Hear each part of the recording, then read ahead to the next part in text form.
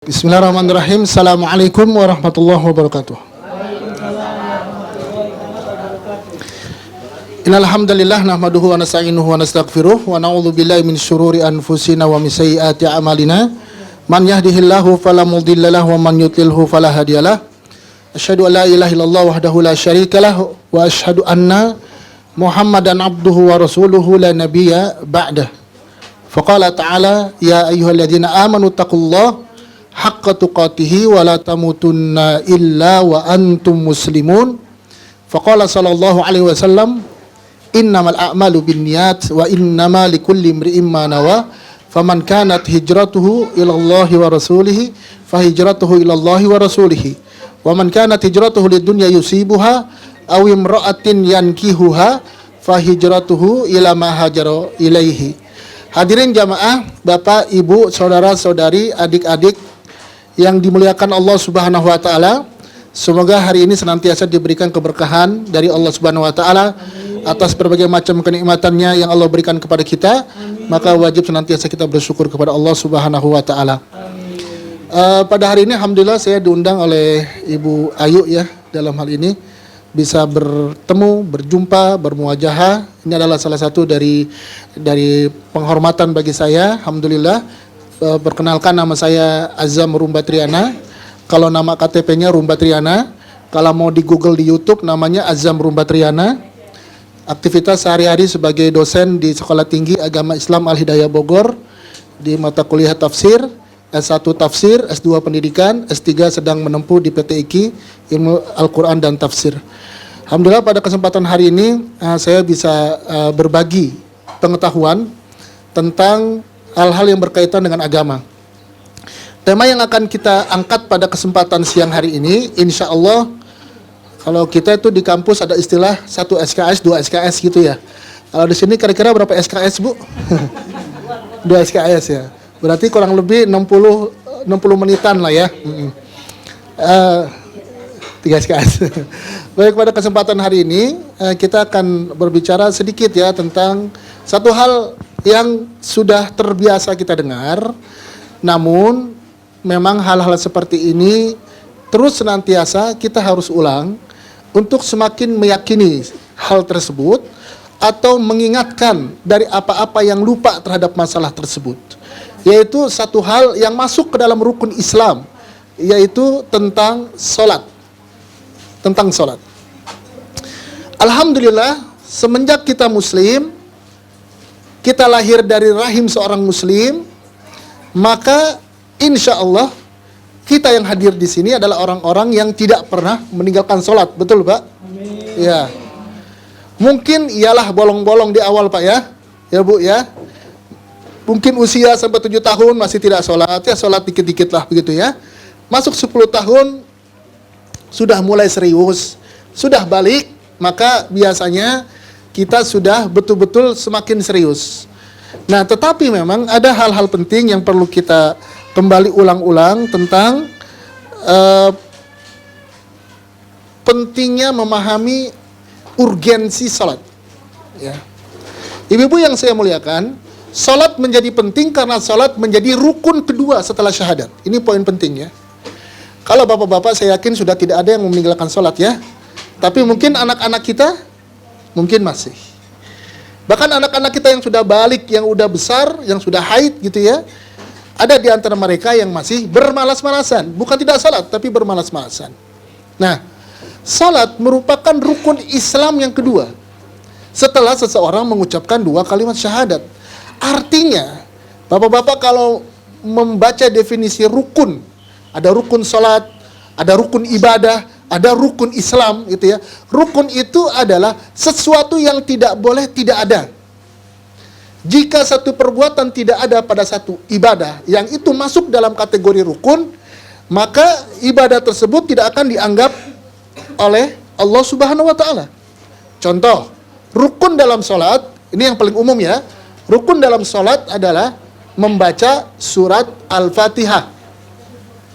Ya Bu ya. Maka dalam hadis disebutkan la salata liman lam yaqra bi Fatihatil kitab. Tidak ada salat kata Nabi SAW, artinya salat tidak sah kalau tidak membaca Fatihatul Kitab. Apa itu Fatihatul Kitab? Suratul Fatihah. Jadi kalau kita sholat, kemudian langsung baca surat, maka sholat tersebut tidak sah.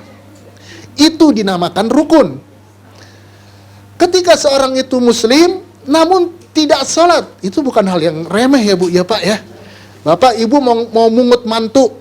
Pertanyaan pertama, jangan punya mobil berapa, punya rumah berapa, punya tanah berapa hektar.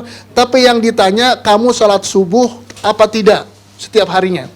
Sholat subuh Pak, sholat subuhnya seringnya tertinggal atau tepat waktu? Tertinggal Pak, coret dah tuh udah langsung. Ya, sholatnya di rumah apa di masjid? Di rumah Pak, coret dah langsung. Kenapa? Penting Pak, penting. Ketika seorang suami ya, sudah sangat perhatian terhadap sholatnya, insya Allah dia akan perhatian kepada keluarganya. Biasanya begitu. Walaupun mungkin prakteknya ada yang nggak begitu ya. Ini menunjukkan bahwasanya sholat merupakan bagian penting dalam Islam. Dia rukun dalam Islam. Bagaimana dia? Islam, syahadat sudah. Ada di sini yang sudah pernah syahadat? Ya sudahlah, setiap hari kita syahadat Bu ya. Tinggal sholatnya. Jadi ada orang muslim gak sholat ngaku muslim. Itu aneh bin ajaib itu sebenarnya. Kenapa? Karena seharusnya komponen dalam syarat dalam sholat itu adalah pengikraran asyhadu alla ilaha illallah wa asyhadu anna muhammadar rasulullah. Itu ikrar kan? Ikrar di perbuatannya adalah dengan sholat. Ikrar di hartanya adalah dengan cara zakat. Ikrar di ibadah yang lebih besar adalah haji, gitu ya. Jadi disebut rukun Islam karena di dalamnya merupakan komponen penting di dalam Islam. Ini penting sekali yang harus kita ingat. Jadi Pak, kalau Bapak capek sholat, ingat ini rukun. Sholat itu rukun. Manakah yang rukun sholat? Kan sholat banyak Ustadz. Sholat subuh, sholat zuhur, sholat asar, sholat maghrib, sholat isya. Ada berapa sholat Pak Bu? Sepakat 5? Ada yang bilang 3 kali saja? Ada? Ada Bu. Syiah 3 kali. Ada yang bilang belum wajib sholat? Ada? Ada. Panji Gumilang itu belum bilang wajib sholat. NII KW 9 yang di Jakarta itu kan dari dulu bilang gak wajib sholat. Ya? Jadi Bu, ada orang muslim yang bilang gak wajib sholat. Ada orang muslim yang sholat cuma 3 kali dalam satu hari. Kita orang muslim yang mengikuti tuntunan Nabi Muhammad SAW, sholat sehari harus 5 kali. Nah sekarang pertanyaannya Bu, ada atau tidak ayat dalam Al-Quran yang menyebutkan sholat 5 waktu di dalam satu ayat? Ini Bapak Ibu nih kalau ketemu orang Kristen ditanya ini Bu, biasanya kalau ibu bapak nggak bisa jawab, nah dia akan bilang, mana Al-Quran katanya sempurna. Kok yang begitu aja nggak dijawab? Yang begitu aja nggak kejawab? Katanya Islam itu komprehensif, semuanya sudah jelas, berdasarkan dalil. Masa yang kayak gitu nggak tahu? Nah gitu Bu ya. Ya Bu ya, jadi nanti ibu buka surat Rum, nomor surat 30 ayat 18. Itu catat tuh. Nah itu surat Rum ayat 18, itu ayat yang ditafsirkan oleh Ibnu Abbas radhiyallahu anhuma adalah ayat yang menjelaskan sholat 5 waktu di dalam Al-Quran. Ya, surat Rum ayat 18, nanti dilihat sendirilah gitu ya. Maka ibu yang saya muliakan, sholat adalah satu hal yang penting sehingga dengannya Allah Subhanahu wa ta'ala memerintahkan dan menguatkan kepada manusia untuk dirinya dan keluarganya dan keturunannya agar tidak meninggalkan sholat. Allah Ta'ala berfirman, wa'mur ahlaka bis shalah. Perintahkanlah keluargamu untuk sholat. Jadi satu perintah yang harus terus terucap dalam lisan kita Bu, biarin kita dibilang bawel sama anak kita. Ya, itu adalah sholat. Ketemu anak sholat subuh, nak udah sholat belum? Oh, udah Bu, nanya mulu, biarin aja.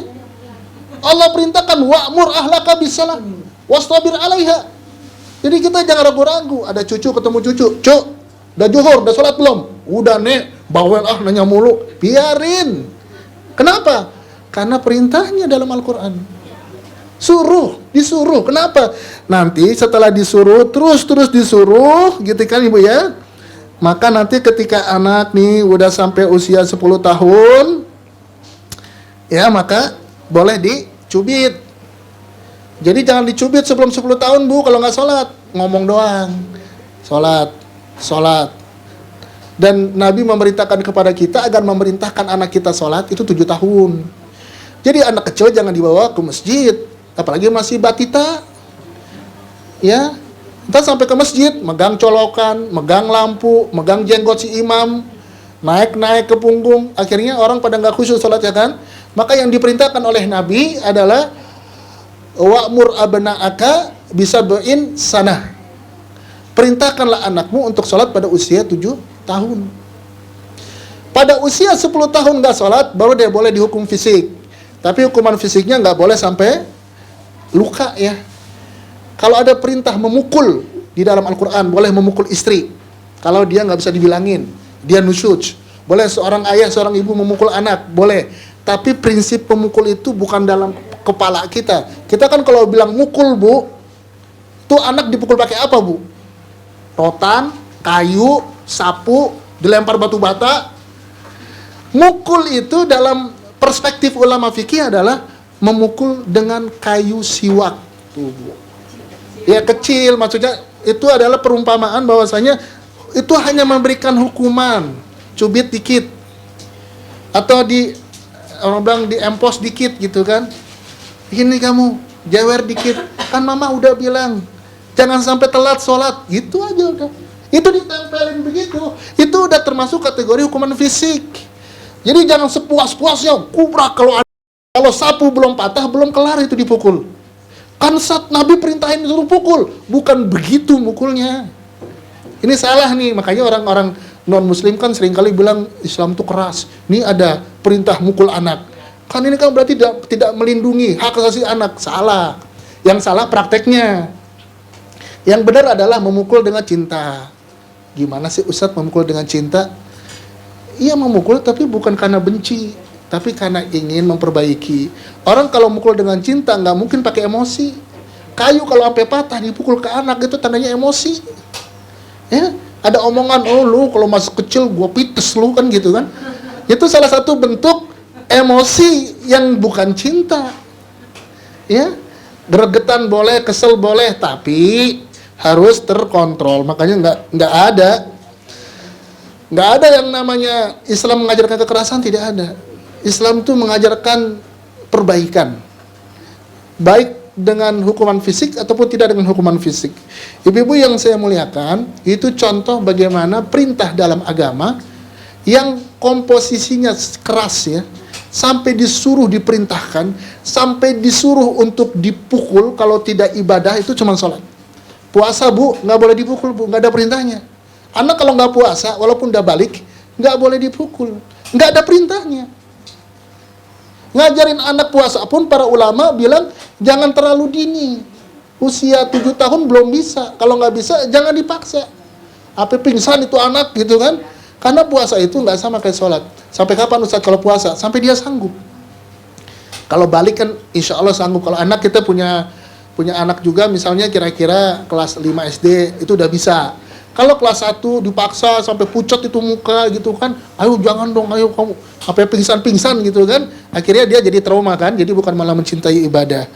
Nah, makanya kalau kita lihat ibadah-ibadah itu memang hanya sholat yang punya porsi sangat kuat di dalam ibadah, sampai Nabi boleh untuk memberikan hukuman fisik dalam hal tersebut. Ini menunjukkan ibadah tersebut adalah ibadah yang sangat luar biasa. Kemudian bapak-bapak yang saya muliakan, sesungguhnya sholat itu adalah satu ibadah yang menempel kepada diri seseorang selama dia memiliki syarat-syarat diterimanya ibadah.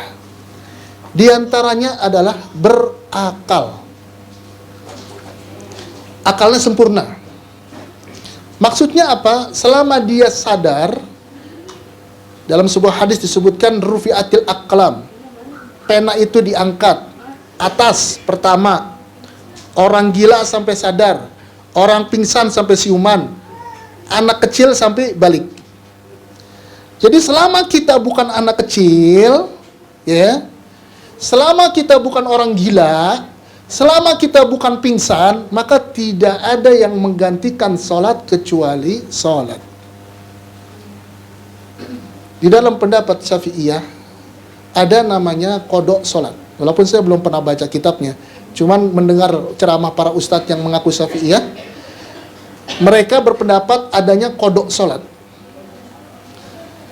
Orang kalau nggak sholat 20 tahun harus dikodok, begitu katanya. Allahu a'lam apakah benar atau tidak, tapi begitulah pendapatnya menurut para ustadz-ustadz yang mengaku mazhabnya Syafi'iyah. Adapun mazhab Hambali, Hanabilah, dan itu adalah mazhab saya, tidak ada kodok sholat. Kalau bapak-bapak dan ibu-ibu sudah meninggalkan sholat selama 20 tahun, apakah bisa dikodok? Tidak bisa dikodok. Karena Nabi Muhammad SAW sudah mengatakan kepada Aisyah radhiyallahu anha, ketika Aisyah radhiyallahu anha bertanya, "Ya Rasulullah, kami mengkodok puasa. Apakah kami mengkodok sholat?" Tidak. Sholat tidak ada kodoknya. Kenapa? Karena tidak bisa dihitung.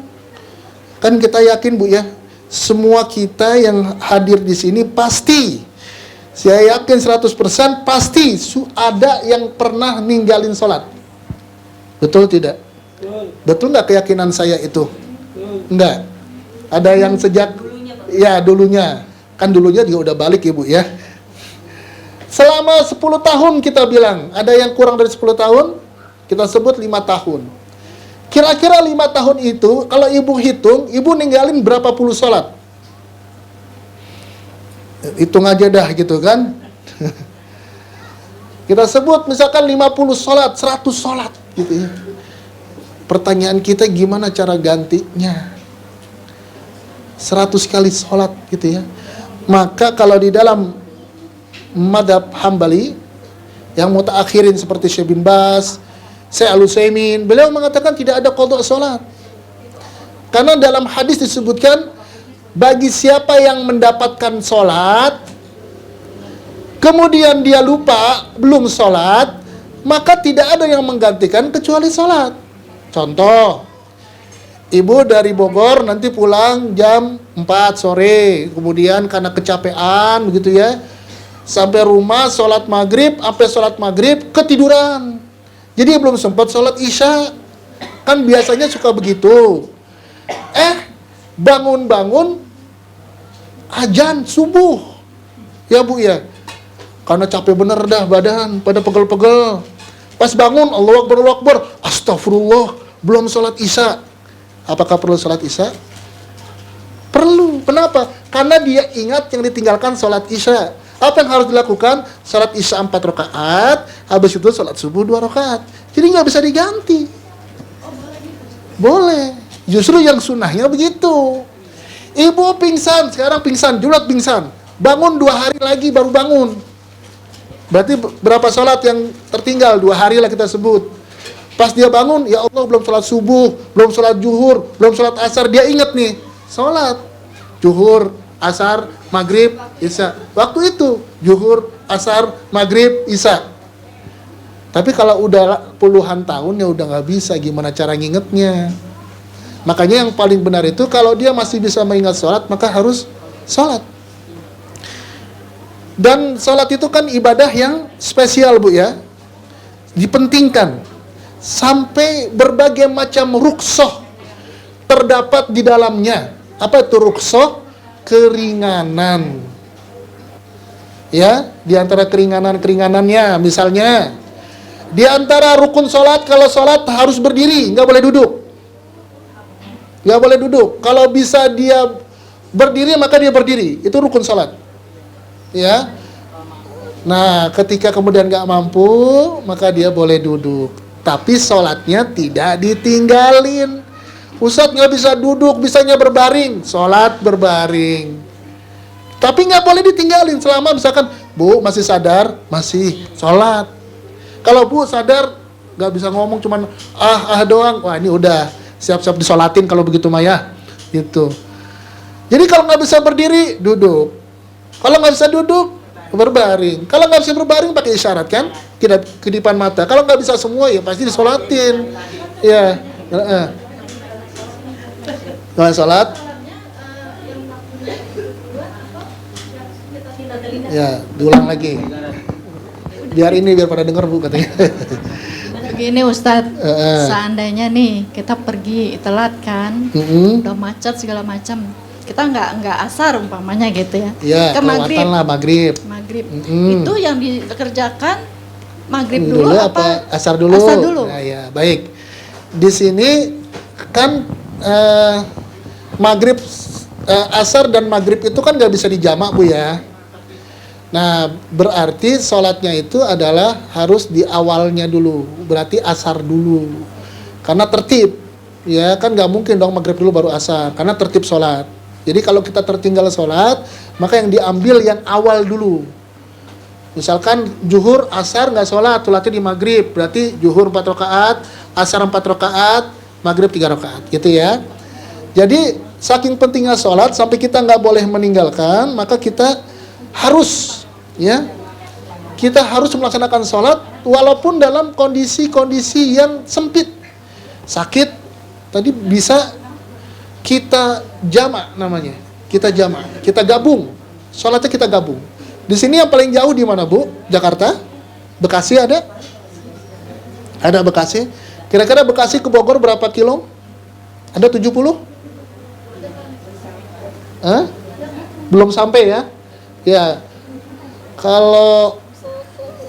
kalau dari Bogor ke Ciputat saya pernah hitung sampai 90 kilo ya. 70 kilo lebih. Ya itu makanya, mungkin karena lewat tol kali ya. Mungkin karena lewat tol. Contoh misalkan kita kalau dalam pendapat Syafi'iyah ya, itu kurang lebih 80 sampai 90 kilo kita boleh melakukan qasar salat. Meringkas salat. Salat yang 4 rakaat menjadi 2, yang 2 tetap 2, yang 3 tetap 3, gitu ya. Jadi jangan 3 dikosor jadi 2, nggak bisa. Jadi subuh nggak bisa dikosor, zuhur jadi 2, asar bisa 2, namanya mengkosor salat. Itu kalau memang dalam kondisi betul-betul kita tidak mampu dan sanggup. Kemudian menjamak salat, artinya menggabung salat. Menjamak salat ini tidak harus diringkas. Contoh ketika ibu di sini tadi nih, ibu pengen pulang nanti asar, cuman ibu merasa lelah, sehingga tadi zuhur boleh dijamak dengan asar. 4 rakaat, jadi pulang dari sini udah nggak sholat lagi, langsung jalan. Untuk apa?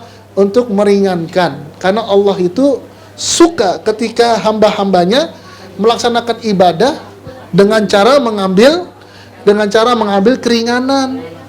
Jadi ibu-ibu kalau dapat keringanan sholat itu jangan diabaikan, gitu ya.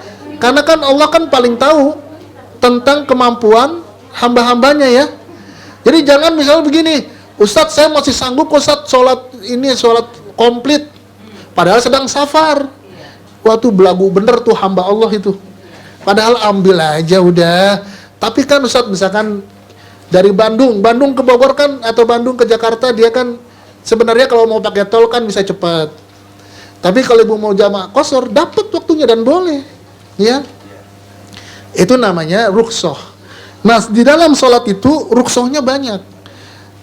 Kenapa demikian? Karena ibadah ini penting untuk dikerjakan. Jangan dengan alasan capek, apalagi Bu, lelah, letih, kepala pusing, baju kotor, akhirnya kemudian dia tinggalkan sholat. Nah ini paling parah ini ya.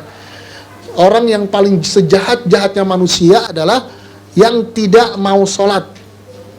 Ya Bu ya. Ibu punya suami kalau nggak sholat, omelin Bu. Sebagaimana ibu ngomelin suami kalau nggak bawa uang belanja. Ya. Kalau uang belanja aja suami diomelin, mana jatah hari ini.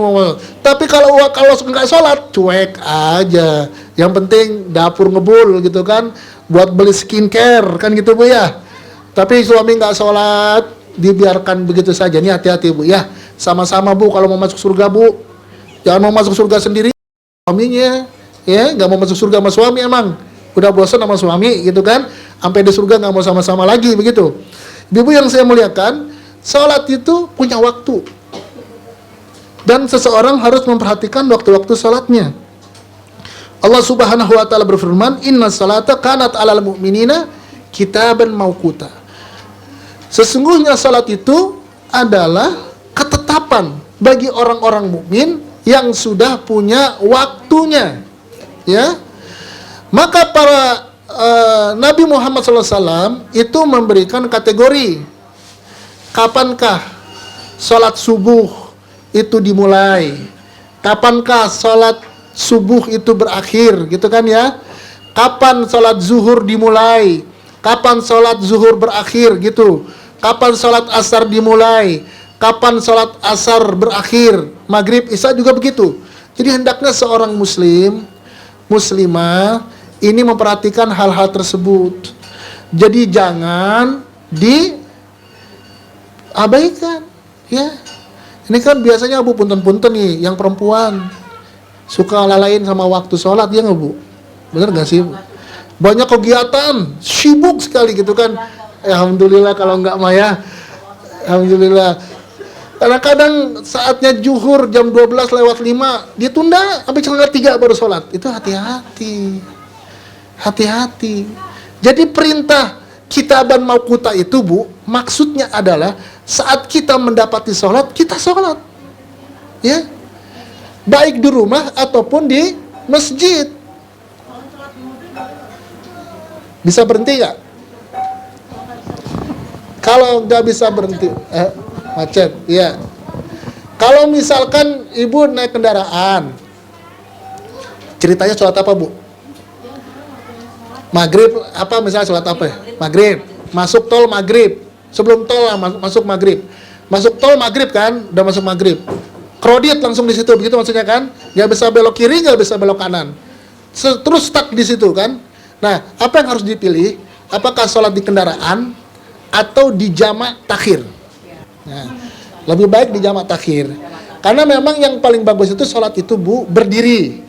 Kemudian sholat itu lebih bagus tidak di atas kendaraan, kecuali pada kondisi kita nggak bisa turun sampai waktu yang sangat panjang. Contoh di kapal terbang kan kita nggak bisa kiri-kiri Pak, kiri nggak bisa, ya, loncat. Naik kereta nggak bisa begitu kan, maka kita boleh sholat di kendaraan, boleh. Makanya kenapa orang haji di kendaraan, ya kita kan nggak bisa sholat turun. Tapi kalau mobil nggak sampai 24 jam kan, kalaupun macet masih bisa di jamak, maka lebih baik di jamak takhir saja. Jadi Bu, santai aja, kalau udah azan, Pak udah azan, ya udahlah kita di jamak aja, nggak apa-apa, gitu ya. Kenapa? Karena kan di dalam kehidupan kita semua atas takdir Allah Subhanahu wa taala, dan Allah mengetahui kesanggupan dari kita semua, ya. Nah, salat itu betul-betul harus diperhatikan waktunya, ya. Jangan kita mengabaikan waktu salat. Jika kita mampu melaksanakan salat saat waktu salat sudah masuk, maka salatlah. Kita lagi bawa mobil, waktu azan, kalau bisa mampir langsung mampir. Jangan tunggu di depan, akhirnya tertunda gitu ya. Apalagi kalau tidak ada keperluan apa-apa, ya. Contoh misalnya di rumah, ibu-ibu kebanyakan di rumah kan, nggak pada kerja. Di rumah pas lagi azan asar, udah matikan TV-nya, selesaikan aktivitas. Ustadz tanggung, Ustadz lagi masak nasi. Habis masak nasi, Ustadz tanggung, Ustadz lagi masak rendang, nanti angus. Habis masak rendang, tanggung Ustadz. Akhirnya jam 5 sore baru sholat. Kenapa? Tanggung terus. Makanya kalau misalnya kita sholat, ya, itu betul-betul harus dengan niat yang sungguh-sungguh, ya. Makanya semakin kita sangat memperhatikan sholat kita, maka insya Allah dunia kita akan baik. Tapi kalau kita mengabaikan sholat, maka dunia kita tidak baik. Bukan berarti ibu nggak kaya. Orang yang nggak sholat bukan berarti nggak kaya. Orang kaya banyak yang nggak sholat, tapi kebahagiaan, keberkahan itu hilang, ketenangan hilang, ya kan? Buat apa sih kaya Bu kalau nggak tenang, kan begitu. Nah, ibu-ibu yang saya muliakan, maka perhatikanlah waktu-waktu sholat. Jadi jangan sampai kita menyia-nyiakan waktu sholat. Ambil waktu sholat yang utama. Wabil khusus laki-laki, ya. Banyak laki-laki kalah sama pekerjaannya gara-gara pekerjaan dia tidak sholat tepat pada waktunya, ya. Padahal kalau dia ingin agar sholat tepat waktu, dia pasti bisa. Karena tidak mungkin seseorang tidak bisa sholat tepat pada waktunya. Nah, maka sholat merupakan satu hal yang sangat penting. Ambil sholat sebagai porsi utama dalam kehidupan, Pak, Bu ya. Ambil itu sebagai porsi kehidupan. Suatu kali ketika Nabi Muhammad SAW sedang perang, dalam safar, dalam peperangan, kemudian tiba waktu sholat, maka Nabi SAW berkata kepada Bilal, "Ya Bilal, natawakaf huna." Ya Bilal, kita berhenti di sini. Kum fa'arina bis sholah. Sekarang azan, kemudian iqomatlah, karena saya mau istirahat, gitu. Jadi sholat itu bagi Nabi Muhammad SAW adalah tempat istirahat. Tidak ada waktu yang paling Nabi sukai ketika dia berada dalam kegiatannya melainkan ibadah sholat. Kalau ketemu sholat, alhamdulillah, senangnya bukan main. Begitu, Bu, kalau Nabi Muhammad SAW. Bahkan dalam sebuah riwayat diceritakan Nabi Muhammad SAW itu setiap harinya itu membantu istri-istrinya ngepel, nyuci, ngadon tepung, gitu ya. Setiap hari Rasul begitu. Tapi kalau udah sholat, kata istri-istrinya, Nabi tuh kayak nggak kenal orang. Nggak kayak kenal orang. Udah azan, taruh aja semua, tinggal aja semuanya langsung. Begitu. Nah, kalau kita kan hari ini susah, Pak ya. Lagi meeting sama bos, sholat asar. Sholat apa meeting lanjutin? Meeting. Lo mau nggak gua gaji? Lo kan kerja sama gua, gitu. Sholat kan masih ada 2 jam lagi, bentar dikit, gitu kan? Bener nggak saya ngomong begitu? Iya. Bisa nggak bilang, Pak, Bapak yang gaji saya, tapi saya milik Allah. Saya nggak mau jadi Firaun, Pak. Saya sholat, gitu kan? Terus Pak Direktur bilang, ya udah kamu saya keluarin. Ya kita bilang apa habis itu? Nggak jadi deh, Pak. Nggak jadi sholat dah, gitu. Atau nggak apa-apa dikeluarin. Saya mau sholat, gitu kan? Sholat itu penting, sangat penting. Cuman kadang-kadang kita ini nggak tahu penting, yang penting, lebih penting mana dari kehidupan kita. Makanya ibu-ibu yang saya hormati, ibu-ibu yang saya muliakan, jadikan sholat sebagai tempat-tempat yang paling utama di dalam aktivitas dan kegiatan kita. Jadi kita jangan seperti dikatakan di dalam sebuah hadis ya, bagi siapa yang meninggalkan sholat maka dia akan dibangkitkan bersama Fir'aun, ya, bersama Qarun, bersama Ubay bin Khalaf, ya. Bahkan di dalam sebuah ayat disebutkan ketika Allah bertanya kepada orang-orang yang masuk ke dalam neraka, masalakakum fis saqar. Kemudian mereka menjawab, qaulu lam nakum minal musallin. Kenapa engkau masuk neraka sakor? Kemudian orang yang masuk neraka mengatakan, karena saya dulu di dunia itu sholatnya nggak beres. Lam nakum minal musallin, lam aku minal musallin, maknanya bisa aku tidak sholat atau aku sholat tapi tidak sempurna. Ya, makanya ibu yang saya muliakan, Nabi pernah mengatakan, ju'ilat li qurratu aini bis shalah. Telah dijadikan penyejuk pandangan bagi diriku dari sholat. Jadi Nabi itu benar-benar kalau udah sholat itu luar biasa. Betul-betul melupakan dunia. Inilah hikmahnya kenapa di antara rukun dalam sholat pertama sebelum sholat, jadi ibu tuh dan bapak nggak sah sholatnya kalau di awal sholat tidak mengucapkan Allahu Akbar. Namanya takbiratul ihram. Kenapa disebut takbiratul ihram? Ada yang tahu? Ada yang tahu? Hah? Bukan. Ada yang tahu? Saya nggak bawa hadiah sih ya. Takbiratul ihram, takbir artinya takbir, ihram artinya pengharaman. Artinya sejak kita bertakbir itu nggak boleh ada omongan, ada ucapan kecuali omongan ucapan yang diridhoi di dalamnya. Baca Al-Fatihah, baca amin. Itu amin, Bu, itu bacaan salat ya. Karena orang Syiah nggak mau bilang amin. Karena dianggap amin itu bukan ucapan salat. Ucapan amin, kemudian membaca ayat-ayat satu ayat, dua ayat, satu surat pendek, satu surat panjang, membaca Subhana Rabbiyal Azim dan yang lain sebagainya. Itu adalah bacaan-bacaan yang boleh diucapkan. Nah, kita harus mengucapkan Allahu Akbar. Kalau kita nggak nyebut itu, Bu, sholatnya tidak sah.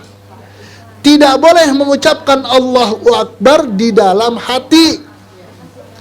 Imam bilang Allahu Akbar, kita harus bilang Allahu Akbar. Jangan ngucapin dalam hati, nggak sah sholatnya. Karena sholat itu bukan niat. Niat dalam hati. Tidak ngucapin usolli sholatal maghribi secara jahar, secara jelas, itu nggak batal sholatnya. Karena niat itu dalam hati. Tapi kalau zikir, baca Quran, sholat, itu amal lisan. Jadi harus dibaca. Jadi harus baca Allahu Akbar. Itu rukun sholat. Kalau nggak baca Allahu Akbar di awal sholat, langsung otomatis sholatnya tidak sah. Tidak perlu sujud sahwi. Kenapa? Karena sholatnya tidak sah. Begitu.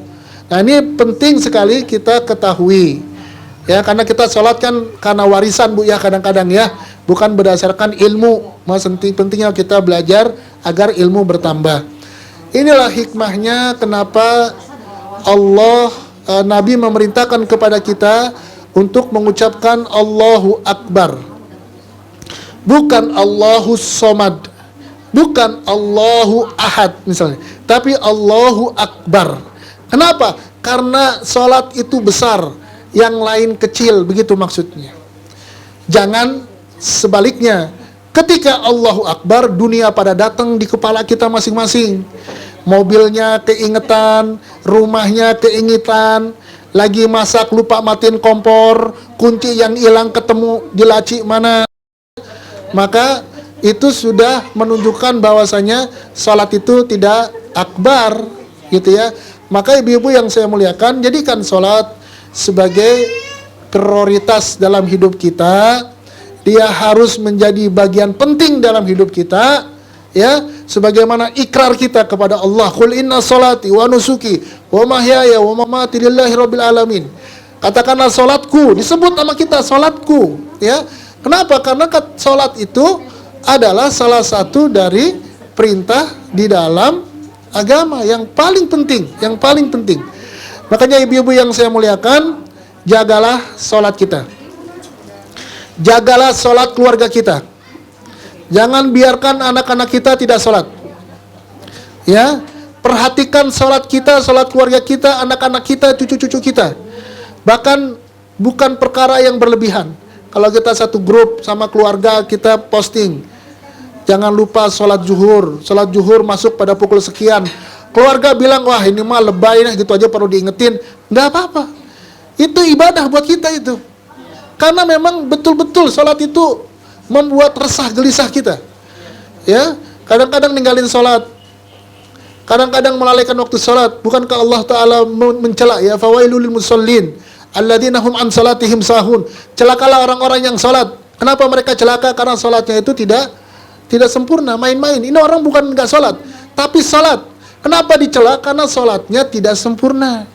Hilang rukun, hilang syarat, hilang segala-galanya.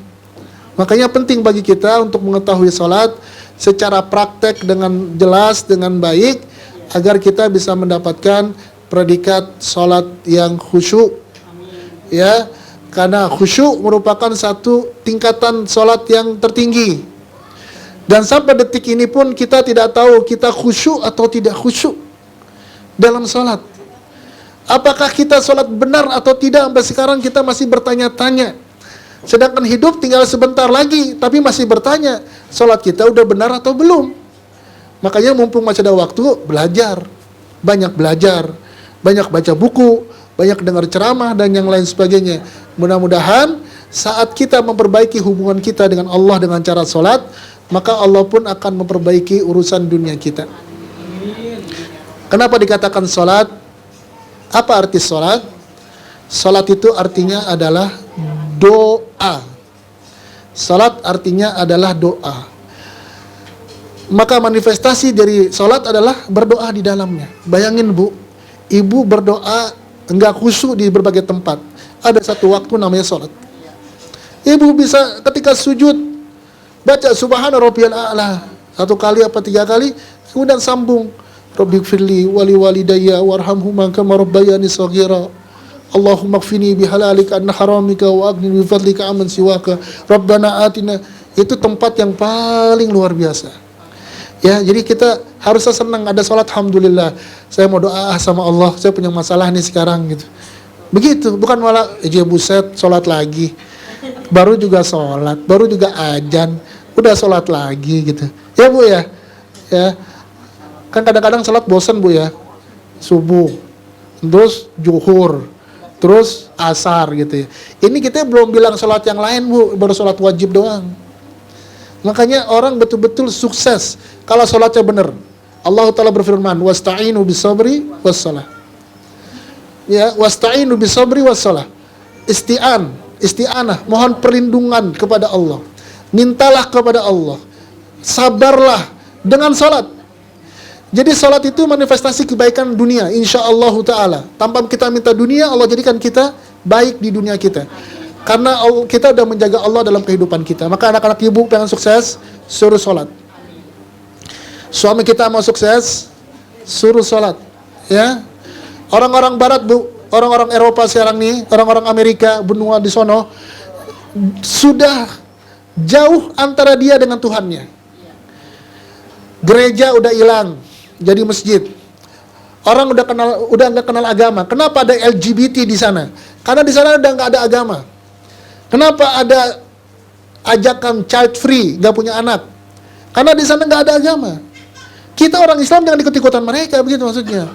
Maka siapapun yang mendukung LGBT, ustadz, kiai atau siapapun, orang tersebut diharamkan masuk surga. Ya, walaupun dia kiai, walaupun dia ustadz. Kenapa? Ayat-ayat sudah terlalu banyak menjelaskan haramnya LGBT. Dan kita bukan orang Eropa, nggak perlu toleransi masalah begituan. Karena kita orang yang dekat dengan Allah, kita selalu ke masjid, kita dekat dengan Al-Quran, insya Allah hidup kita makin lebih baik. Maka kita harus bahagia ketika Allah mentakdirkan kepada kita syariat sholat. Pada awalnya 50 kali, kemudian Nabi Musa meminta kepada Nabi Muhammad SAW agar minta diringankan. Kenapa? Umatmu nggak akan sanggup. Ternyata betul kan? 5 sholat aja kita nggak sanggup. Ibu-ibu mah udah sanggup insya Allah. Bapak-bapak mah udah sanggup insya Allah. Tapi kenyataannya emang nggak sanggup betul. Bangun subuh, sulitnya kayak gimana Bu bangun subuh?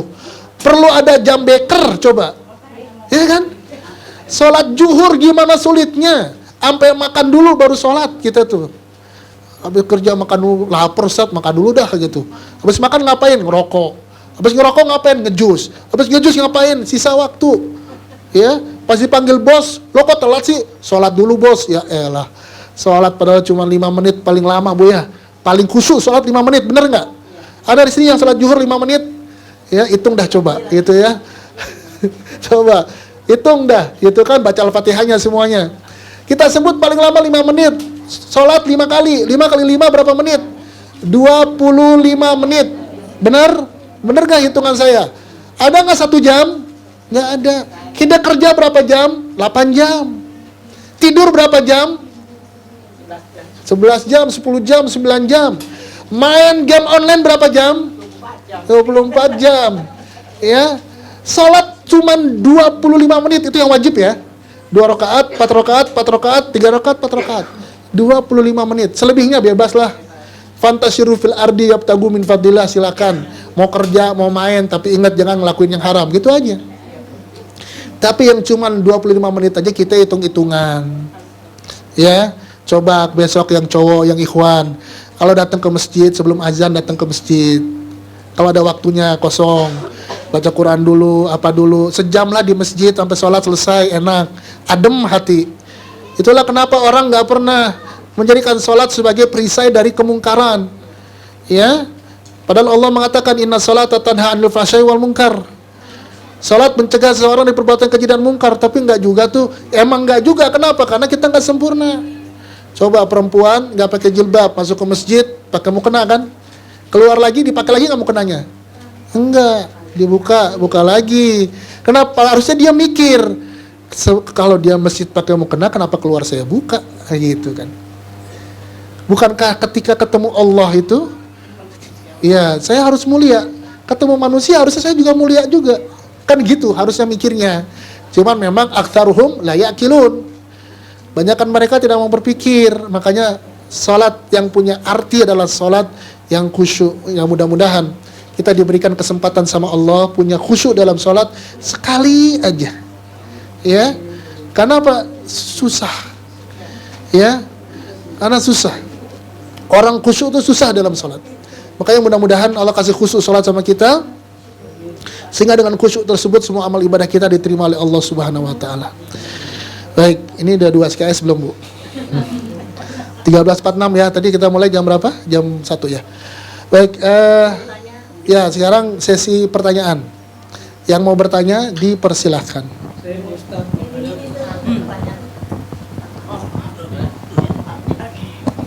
Assalamualaikum warahmatullahi wabarakatuh.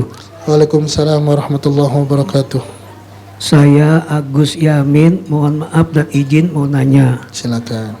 Di tempat saya di Kampung Tambun Selatan itu kalau beli ada yang sakit ya sampai di opnam selama umpamanya 5 hari. Kemudian meninggal dunia. Nah ini sholatnya itu selama 5 hari itu diganti dengan beras. Namanya tajiah. Fidyah. Ya. Ya. Nah itu satu sholat satu mud. Nah itu saya bertanya kok bisa sholat itu diganti dengan beras begitu Pak Ustadz. Baik. Nah itu hukumnya bagaimana Pak? Mohon penjelasannya. Ya, Assalamualaikum warahmatullahi wabarakatuh. Waalaikumsalam warahmatullahi wabarakatuh. Terima kasih pertanyaannya. Jadi Nabi bersabda dalam hadisnya bahwa selama orang nggak sadar dengan apapun, mabuk, pingsan atau sakit, maka Nabi bilang rufi'atil aqlam, nggak ada catatan. Artinya nggak ada kewajiban. Orang kalau sampai nggak sadar dia nggak sholat, maka tidak ada kewajiban untuk sholat. Gimana sholat orang lagi nggak sadar kan gitu. Ketika dia meninggal apakah harus diganti? Allahu a'lam ya. Saya sampai detik ini tidak menemukan referensinya. Sebatas yang saya cari ya. Tidak menemukan referensi. Ketika orang meninggal sholatnya diganti dengan membayar fidyah.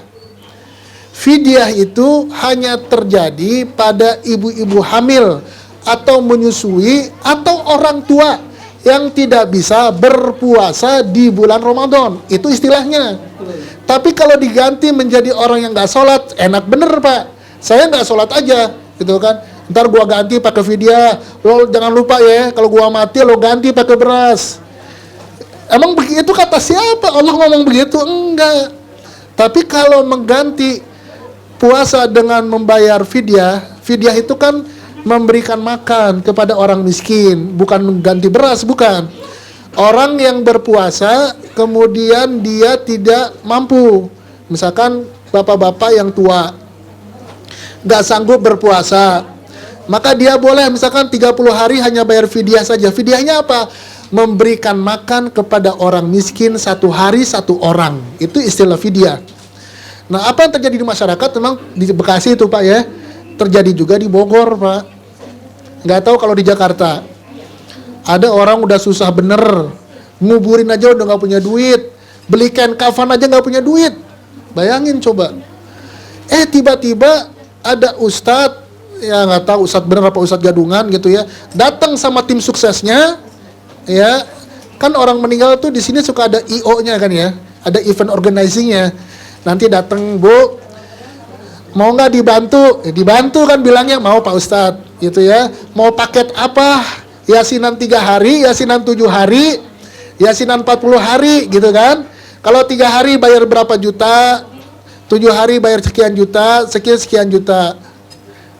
Atau seikhlasnya deh, gitu kan. Ngomongnya kadang-kadang suka gitu. Ingetin, bahwasanya jenazah harus dihitung, ninggalin sholat berapa hari. Tadi Bapak bilang, kalau 1 hari berarti 1 liter misalnya. Nanti dihitung sama dia berapa hari, udah deh 2 karung beras. Sekarang pertanyaan kita itu dikemanain karung berasnya? Dibawa sama itu orang juga, dimakan sama dia sama keluarganya doang, bukan buat orang miskin. Kan jadi aneh agama begitu kan? Menurut saya itu bukan agama, dan itu tidak ada contohnya dari Nabi Muhammad SAW. Karena saya sudah mencari mungkin keterbatasan. Tapi yang saya tahu tidak ada keterangannya di dalam Al-Quran, dalam hadis, ataupun dalam kitab-kitab fikih yang menjelaskan tentang orang sholat kalau tertinggal bisa difidyah gitu. Ya, silakan nanti dicari kalau yang penasaran. Tapi kalau menurut saya tidak ada. Dan itu adalah hal yang baru dalam agama. Allahu a'lam.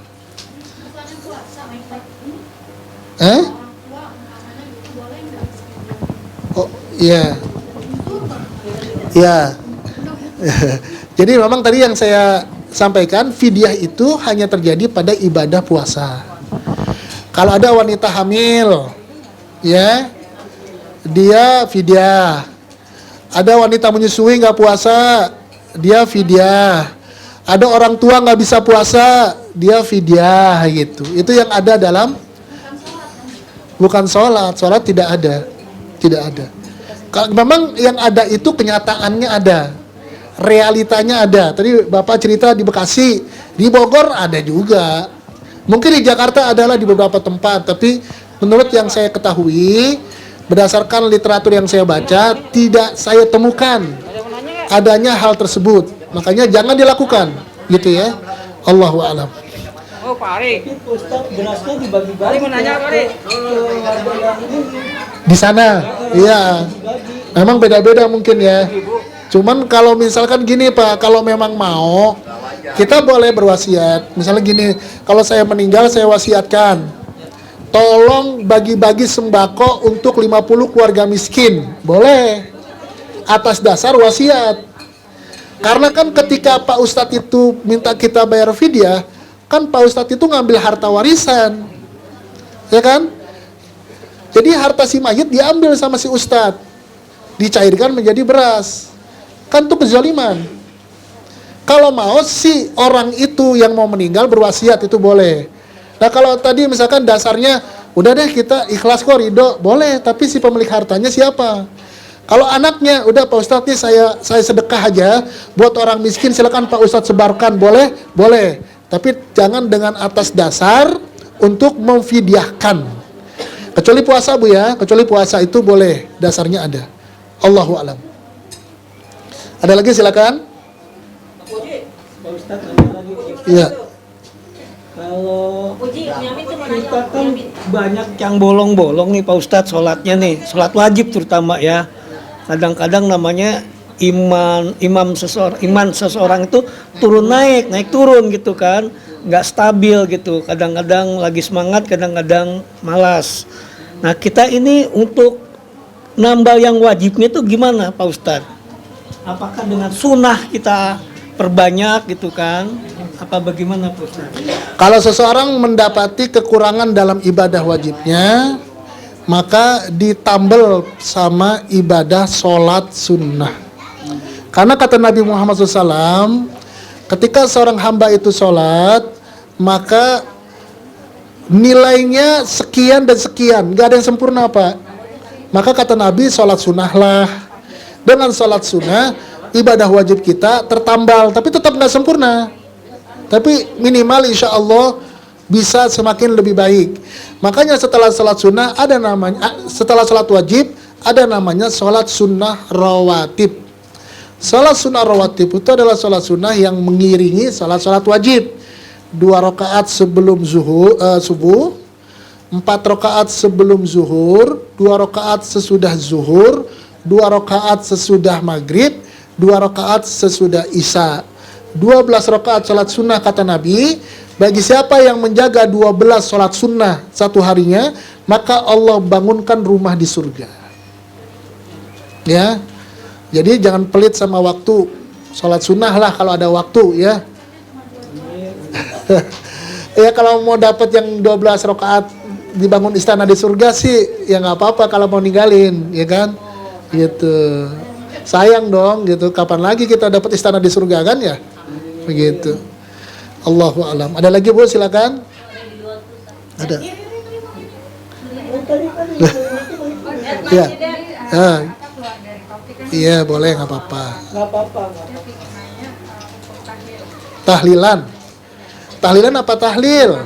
Iya, acara itu kan? Iya, oke. Acara apa itu? Tahlilan biasanya. Meninggal, oke. Ya. Hukumnya apa maksudnya? Ya. Ya, kalau menurut Idrus Romli, ini saya sebut saja nama orangnya. Menurut Idrus Romli, ketika dia berdiskusi dengan Ustadz Zainal Abidin tentang masalah ini, beliau mengakui memang tidak ada hadisnya dari Nabi. Itu jawabannya. Tapi kata dia, ini kan udah budaya di masyarakat. Bahkan dia bilang sendiri, bahkan di kitab Syafi'iyah disebut harus diperangi, kata Imam Syafi'i, orang yang berbuat tadi. Tapi kata dia kan nggak mungkin kita begitu. Nah, intinya kalau misalkan pertanyaannya apakah ada dalilnya, tidak ada dalilnya. Dari siapa? Tidak ada sunnahnya, begitu kan? Yang nanya siapa? Udah begitu. Kita poster boleh nggak gitu? Iya, itu aja. Iya, Nggak ngerti tapi beri pengertian sesuatu, betul. Iya tadi kita Caranya kita aja sama keluarga, yang lain udahlah. Kalau memang kan agak susah Bu ya, kayak gitu ya. Misalkan kayak saya kemarin dapat musibah, bapak saya meninggal. Ada orang yang datang bilang, Bu, mau dibuat 3 harian nggak? Terus konsultasi sama kita. Kita bilang nggak usah mama. Ntar kata tetangga gimana? Udah nggak usah. Biar aja tetangga ngomong apa. Kalau dia baik sama kita, dia serius mau doain kita, dia datang aja sendiri ke rumah. Duduk aja di situ, mau baca apa kayak gitu, terserah dia gitu. Cuman kita nggak mau ngadain, dan itu cara yang efektif. Nanti ibu punya anak, anak punya cucu, nanti cucu punya anak punya cucu. Insya Allah lambat laun akan terbiasa. Karena memang sebenarnya, memang gini Bu ya, prinsipnya ketika ada seseorang yang meniatkan bacaan Al-Quran untuk orang lain yang udah mati, apakah nyampe? Nyampe. Pendapat mazhab Hambali mengatakan nyampe. Ibu niat nih baca Al-Fatihah buat si fulan di dalam kubur, padahal bukan kerabat ya, nyampe insya Allah. Tapi syaratnya apa Bu? Ikhlas syaratnya. Kalau nggak ikhlas ya nggak nyampe. Tahu dari mana ikhlasnya? Emang ada orang mau gitu suruh datang doain terus kagak dikasih besek begitu, ada? Ada kagak? Harus ada rokok gitu, ada nggak? Kalau ada yang begitu, ahlan wa sahlan, silakan Bu datang doain Bu. Saya mau doain, aminin Bu. Dia doain, amin ya Allah, amin. Nggak apa-apa. Dia niat baik mau doain kita, cuman jangan pakai embel-embel. Udah susah, hidupnya belangsak, harus motong kerbau nggak punya duit, ngutang sama riba, rentenir, akhirnya punya utang, jadi maksain. Orang bilang enggak kok saya ikhlas, ikhlas kan karena maksain. Udah kalau nggak ada duit, hah? Jadi ngelas mulu. Kalau memang ada rezeki, lebih baik ya ibu ambil amal sedekah yang paling utama. Anak yatim, ibu panggil nih, yuk ke rumah yuk, anak yatim. Tim kasih sedekah, yuk sekarang ibu mau doa, kalian aminkan ya. Tapi ikhlas ya, harus ikhlas ya gitu kan. Bilang ya Allah, saya punya suami sudah meninggal, lapangkan kuburannya Allah, amin gitu. Kan itu lebih baik ya gitu ya. Sekalian sedekah sama anak yatim maksudnya gitu. Kan itu lebih baik.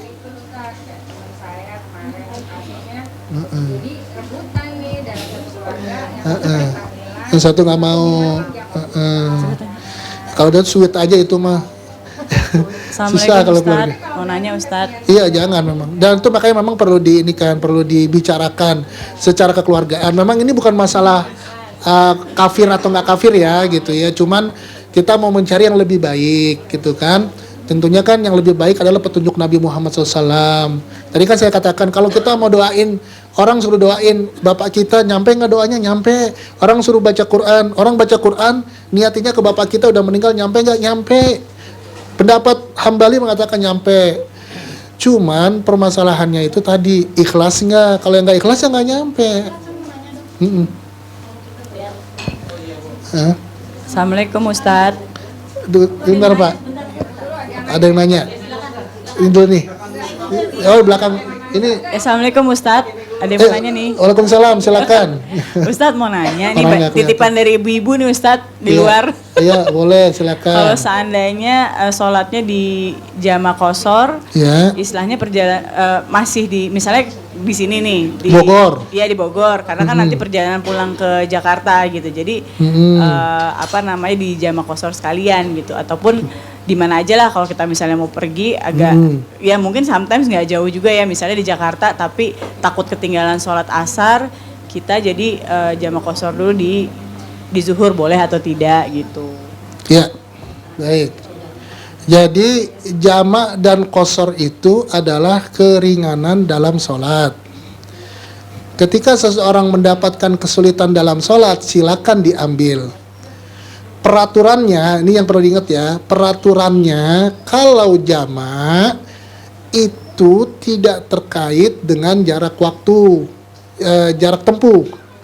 Misalkan saya di Bogor, habis zuhur saya capek bener, kemudian saya jamak sama sholat asar, kan saya orang Bogor dan saya nggak kemana-mana, maka boleh, tapi nggak boleh dikosor. Apa itu dikosor? Diringkas, jadi hanya 4 dengan 4.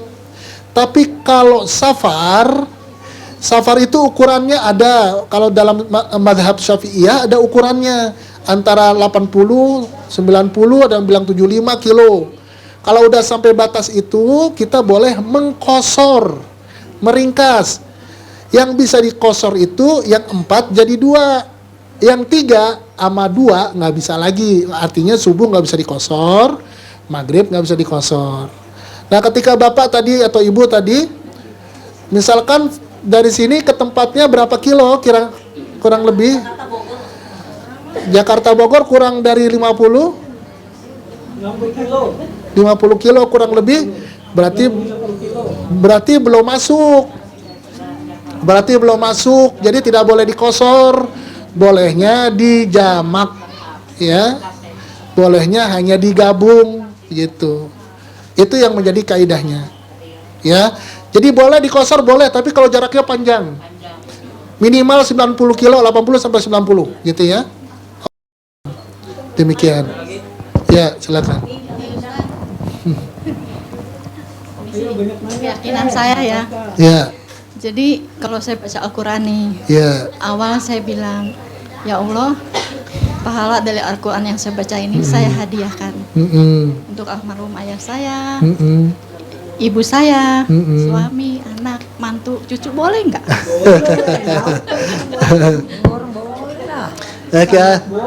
Ya. Jadi gini, kalau kita sama orang tua, Ibu ya, kita sama orang tua nih, nggak pakai niat pun nyampe. Karena hadisnya itu adalah ketika orang itu meninggal, amalnya terputus, kecuali adalah anak yang solih. Jadi sholat kita, Bu, otomatis langsung. Artinya apa sih? Iya, sholatnya, sedekahnya, bacaan Qur'annya, umrohnya, hajinya, itu pahalanya nyampe. Tanpa niat, iya, itu pentingnya waladun solihu itu. Makanya kalau walaupun nggak niat, karena dia adalah buah dari usahanya, karena dia anak kita gitu ya, gitu. Nah, tapi memang kalau orang yang bukan nasab, seperti suami gitu ya, dia harus ada niat, karena bukan nasab. Kan kita sama suami bukan nasab, gitu kan? Sama anak gimana? Sama, anak juga harus ada niat, karena dia bukan yang di atas kita gitu. Apakah boleh? Boleh, silakan, boleh. Ya. Ya.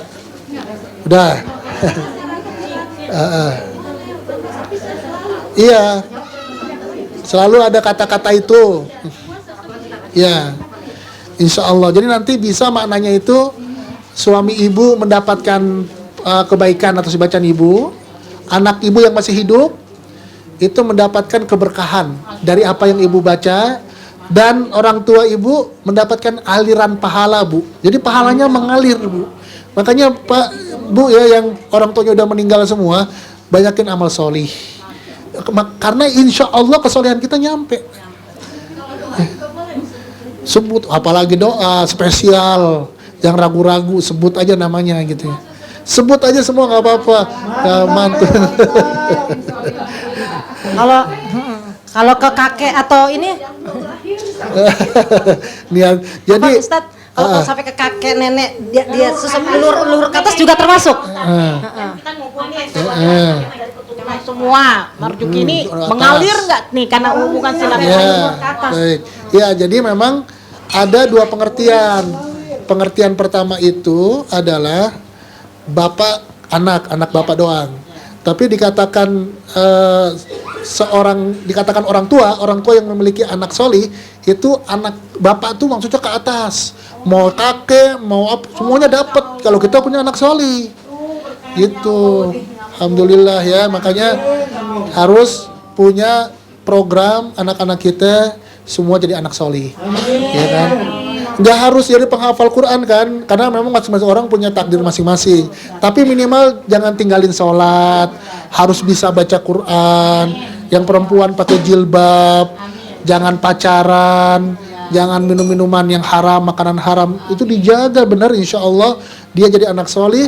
Setiap ibadah dia, insya Allah jadi amal bapak-bapak di atasnya, insya Allah. Begitu. Iya Bu. Waalaikumsalam warahmatullahi wabarakatuh. Saudara, garis besarnya apa ya? Garis besarnya udah apa ya?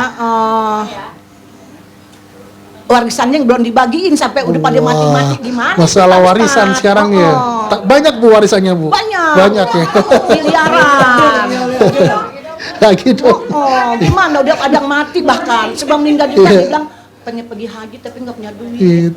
Minta damai itu, nggak mau galak, akhirnya dia keburu mati. Keburu mati ya benar. Gimana itu Pak Ustadz? Bener, sampai bener. sekarang pun belum dibagi-bagiin. Iya, sampai orang-orangnya pada KO, udah nggak berdaya-daya. Gimana itu Pak Ustadz? Iya. Nggak kasihan kakak sayahnya aja. Jadi Kasihan kakak saya. Jadi yang megang kakaknya. Yang megang anaknya yang nomor 2. Nomor 2. Okay. Anaknya banyak. Tapi sampai saat ini warisannya belum sesen pun belum keluar. Ya. Dari harga murah sampai miliaran. Masya Allah.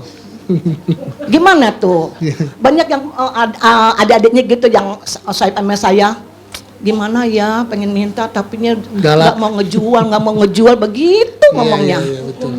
Baik. Hukumnya gimana tuh kasihan kakak sayahnya gitu? Iya betul. Iya. Gimana tuh Pak Bagus. Ustadz? Kakaknya Hukumnya, datang ayo. nggak Bu? Assalamualaikum warahmatullahi Kakaknya datang nggak?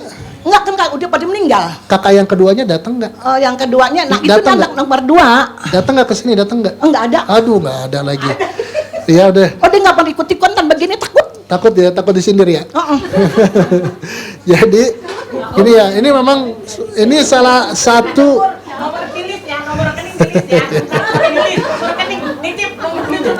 Ya, jadi memang kasus ini Bu ya, itu nggak di mana-mana. Itu pasti kejadian. Seorang anak memonopoli harta warisan dari bapak ibunya. Mungkin sebabnya karena si anak ini biasa punya jasa nih, bisa ngurusin bapak sama ibu sebelum meninggal, atau si anak ini pokoknya punya jasa biasanya deh, makanya dia deket tuh.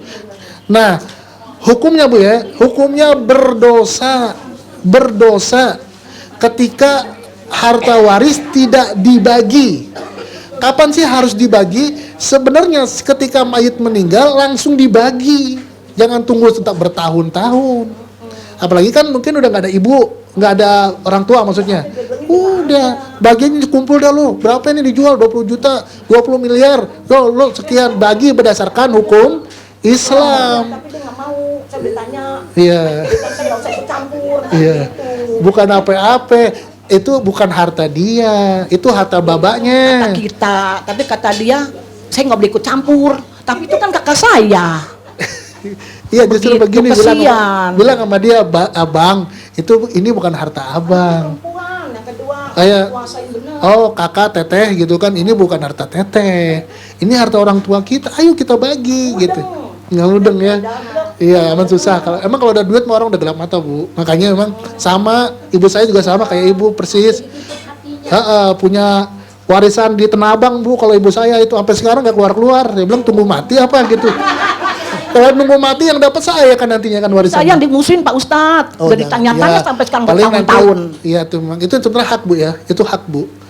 Anak ibu nanti punya hak untuk nanyain lagi kalau ibu duluan mati misalnya. Misalnya, ya kan? Ibu punya hak nanyain karena itu harta ibu di dalamnya. Jadi warisan itu harta kita, harta ibu dan anak-anaknya itu. Jadi kita berhak menanyakan. Kalau kita nggak malu, nanya aja udah gitu. Kan ini kan ntar berantem. Justru kita pengen dia selamat gitu. Iya. Iya makanya dia ini. Itulah makanya. Ya susah kalau gitu ya. Jadi kita doakan saja. Jadi ibu tetap ya. Ibu tetap bertanya, harus nagih, harus minta. Karena itu haknya keluarga. Kompakan semuanya. Kalau ada 8 orang datang geruduk langsung. Ini Pak Ustadz takut. iya gitu ya. Oh, semuanya yang kaya cuma dia doang. Ya itu kan saya bilang. Gak boleh, hukumnya haram, gak boleh. Saya kesian kakak saya aja dua-duanya tuh. Karena memang yang berhak membagikan harta waris bukan kakaknya ibu. Jadi ketika orang tua meninggal itu kan sebenarnya ya, kalau bapak kita meninggal, kan bapak punya harta, yang bagi ibunya ibu. Ketika bapak ibunya udah meninggal, maka memang kita musyawarahkan kepada orang yang lebih tua, bukan dia yang memutuskan, bermusyawarah. Kalau memang mentok, memang bawa itu ke KUA Bu. Ada di KUA itu satu divisi khusus untuk harta waris. Datang ke KUA, minta penyelesaian.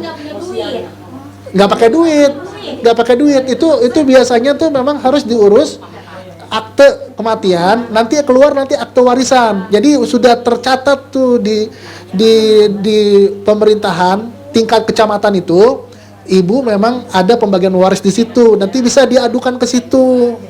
Kalau kita mau berusaha ya gitu. Habis gimana lagi atuh kan ibu ya kalau udah begitu mah ya. Saya udah ngomong begini begitu ABC bikin begitu. Nggak mau. Ya enggak udah. Udah ya memang terus aja disampaikan karena itu hak ibu maksudnya gitu ya. Saya kesian kakak saya. Ada hukumannya. Kafir, Bu. Dihukumi kafir. Orang yang membagi waris. Udah kita jangan bagi waris 1/8, 1/4, setengah. Bagi rata aja. Itu bisa kafir itu. Tapi sama perempuan samain aja. Iya bisa gitu kan. Bagi rata aja. Nggak boleh. Harus nggak boleh. Nggak boleh dibagi rata. Nggak boleh dibagi rata. Boleh, tapi hibah jangan. hibah hadiah tapi jangan dipaksa gitu. Hibah kan terserah dia mau ngasih berapa kan ya gitu. Iya. Kenapa? Nggak boleh. Boleh. Jadi gini, kalau memang mau kayak begitu modelnya, kita bagi dulu. Jadi kita bagi dulu secara syariah. Jadi larinya ke harta nih. Dibagi dulu berdasarkan syariat, terus nanti kalau ada, kita bilang aja gini, kakak, abang kalau ada yang mau sedekah buat si ade, karena kan ade kan agak kurang nih, silakan gitu aja, tapi jangan diniatin, kalau diniatin mah. Hartanya dari mana asalnya? Oh boleh itu, silakan. Boleh, oh boleh. Oh, jadi sebentar. Sebelum meninggal. Oke. Sebelum meninggal. Jadi rame nih. Sebelum meninggal dan tidak dalam keadaan sakit. Ya. Ibu kita sebagai orang tua ya. Misalkan kita punya harta nih. Rumah 2, mobil 3, tanah berapa hektar? Kita bagi rata. Semua kita bagi rata. Dengan syarat ya, tidak dalam keadaan sakit. Ya. Ya, terus kemudian dia sadar gitu kan. Ibu akan tidak meninggalkan harta waris, apakah boleh? Boleh. Silakan, habisin boleh. Tapi kalau ibu hartanya habis, kan ibu gak punya apa-apa nih. Gak boleh ngambil lagi loh. Tadi ambil lagi sama gua gitu kan. Nah, gimana? Sekarang nih sehat. Ya. Ya boleh kalau gitu, boleh. Ya. Saya ulang ya. Ya. Dalam keadaan saya sehat. Sekarang sehat nih Ibu, sekarang aja nih ya ngomongnya Saya ya. niat nih. Pas pulang bagi-bagi tuh. Saya niat. Bagi anak laki dan perempuan sama. Tapi Nggak. kok semua? Bentar Bu, Ibu niat sekarang maksudnya. Jadi kita jangan bilang niat. Kalau niat itu kan cuma Insya Allah. niat ya. Anggap aja Ibu membagi sudah maksudnya gitu kan. Ya, Ibu membagi dalam kondisi sehat sekarang nih, membagi sebagian harta, Iya. setengah harta dibagi rata. Hibah ya. Iya ya, hibah dibagi rata, adil nih. 10 boleh? Boleh. Setengahnya buat waris. Ibu niatin buat waris. Kan Iya. waris kan kalau udah meninggal. Iya. Kalau Iya. belum meninggal, kalau belum masih hidup belum bilang warisan. Iya. Jangan ngomong misalkan anak-anak Bu mana harta warisnya? Enak aja lu gua belum meninggal udah minta waris. Insya Allah saya udah wasiatkan. Ya, kalau ibu wasiat nggak boleh wasiat. Hati-hati tuh, makanya itu berkami. Makanya kalau niat, ibu kan bilang kan niat tadi itu berarti mungkin ibu baru sudah dituliskan. Kalau wasiat tidak boleh diberikan harta kecuali hanya sepertiga. Kalau wasiat, kalau mau begini nih. Contoh ya, misalkan ini ada nih. Buat Tong, sini lo Tong. Gitu, anak saya 2. Gua punya harta 2 nih. Ini keripik buat lo, ini keripik buat lo. Cuman kalau gua butuh apa-apa lo anterin gua ya. Siap deh. Udah begitu. Tapi kalau udah ditulis nanti kalau ibu meninggal maka 50% dari harta saya berikan bulan-bulan. Itu nggak boleh. Oh, enggak, Wasiat. maksudnya kalau sudah meninggal, bapak udah meninggal nih umpamanya. Jadi kan diwariskan kan? Nah, kalau sudah gini, kalau harta warisan bukan wasiat. Oh, gitu. Ya, kalau wasiat itu dititip pesen. Dek sini dek, kalau nanti emak meninggal, tolong bagi sepertiga setengah harta emak. Ini buat kakak, adik, sama cucu. Itu nggak boleh. Kalau kita meninggal, otomatis harta kita jadi harta yang kita warisi. Siapakah orang-orangnya? Ada itu. Siapa aja yang dapat gitu. Oh, panjang lah itu ceritanya mah ya. Harus nambah 2 SKS lagi itu. Enggak. Hah? Mungkin saya tambahkan Iya, saja. boleh, silakan. Mungkin maksud tante saya Ya, ini gitu ya. Misalnya saat ini. Sekarang nih. Saat ini dia punya uang 10M. Oke, Saat ini lalu ya. 50M langsung dibagikan kepada Oke, anaknya. sekarang langsung nih. segera. Tidak ada wasiat-wasiatan. Wasiat, oke. Tapi dia memang nyata harta itu ada sekarang Iya, 10M. iya. 50M langsung dikasih 5M langsung dibagikan kepada anak-anaknya. Betul. Lalu 5M itu masih disimpan dengan Iya. tante saya ini kalau meninggal itu baru jadi warisan. Iya. So, seperti itu. seperti itu. Nah, seperti itu Betul. baru hibah namanya. Namanya hibah. Itu namanya hibah. Tapi kalau misalnya Tante Linda belum ada itu uang, tapi sudah ada bayangan harta saya ada 10M, kalau Tante Linda mau wasiatkan hanya bisa sepertiganya. Nggak boleh setengahnya. Jadi Udah ini, lebih gitu. ya. Saya tambahkan lagi ya. Jadi harta itu real. Harta itu real. Kita nggak bisa berangan-angan punya harta. Contoh, kalau nanti saya punya uang sekian, saya wasiatkan nggak bisa. Saya punya duit sekarang 200 juta. Saya bilang kalau saya meninggal dan uang saya ada 200 juta, uang saya sekarang ada maksudnya, saya wasiatkan. Itu baru real maksudnya. Tapi kalau cuma tadi yang disampaikan bercita-cita kalau nanti rumah kejual, nanti saya itu bukan harta. Kalau udah kejual ya. Jadi makanya perlu diperhatikan ya. Setiap orang punya harta, Bu. Ya. Harta kita kalau meninggal dapat pewarisnya. Jadi mulai sekarang bapak-bapak, ibu-ibu hitung punya harta apa di rumah. Gitu. Punya mobil, punya rumah, punya kolam. Itu harus dihitung. Dan dalam Islam itu betul-betul harta suami, harta istri. Nggak ada gonogini, nggak ada dalam Islam. Mana ada? Iya, nggak ada. Kan kalau kita kan sekarang gini, harta suami, harta istri, gitu kan? Menang istri kan gitu. Ya kalau kita nggak ada, suami ya suami. Gimana Ustadz sih? Iya benar. Itu mobil siapa yang beli? Suami. Uang siapa? Uang suami. Punya suami. Hitungannya begitu. Nanti kalau meninggal itu berarti punya suami bukan punya mama. Ya kalau anak yang meninggal, "Ma, itu mobil dijual buat warisan." Itu kan punya mama. Ya salah tuh. Hati-hati tuh ya. Misalkan di rumah, Ustadz kan rumah dibangun bersama, oke nggak apa-apa, tinggal dihitung aja, dihitung berapa. Kalau 30% masuk istri, 70% suami, kalau dijual berarti 30% punya istri, jangan dipakai, emang punya ibu. Yang 70% punya suami, bagilah sama anak, sama kita juga dapet, gitu, tenang aja, gitu. Gitu, ya. Pusing. Ngomongin duit mah pusing ya. Tenang teh, ada PDF-nya. Ada PJS.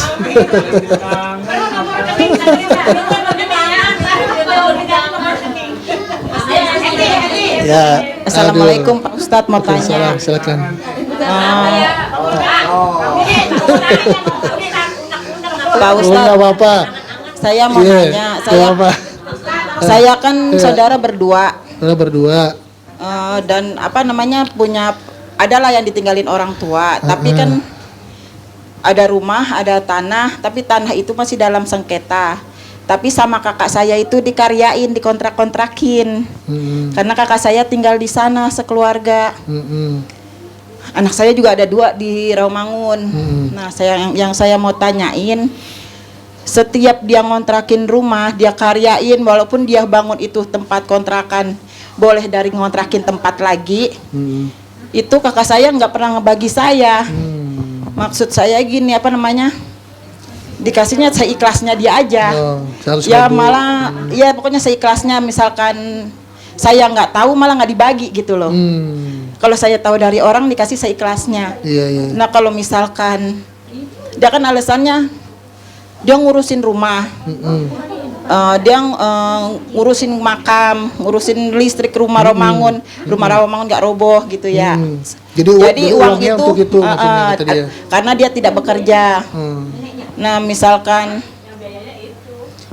saya nggak ada, katanya saya itu nggak ada hak karena saya bukan ngejual rumah, kata dia gitu. Jadi saya ini nggak punya hak. Nggak punya hak karena Rumah itu nggak dijual, cuma dikontrakin. Apakah saya punya hak nggak di dalam itu, di dalam kontrakan itu saya ada berapa bagian? Apa nggak punya hak sama sekali, benar? Apa apa namanya, nunggu dijual dulu gitu? ya baik. Itu masalahnya emang begitu terus ya. Banyak masalah gitu tuh. Jadi ketika orang tua meninggal itu harta itu menjadi waris bagi anak-anaknya.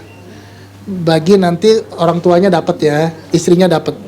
Kalau memang ibu udah meninggal semua, berarti semua harta itu, kalau ibu nggak punya om, nggak punya tante gitu kan, yang deket-deket, maka ibu sama si kakak ini itu pewaris utama, besar dapatnya. Si kakak mungkin bisa dapat setengah sama. Iya, paham. Jadi gini, intinya konsep awalnya harta waris itu dibagi, gitu kan? Dibagi. Ibu dapat, kakak juga dapat. Nah, iya, itu kan yang jadi masalahnya di situ.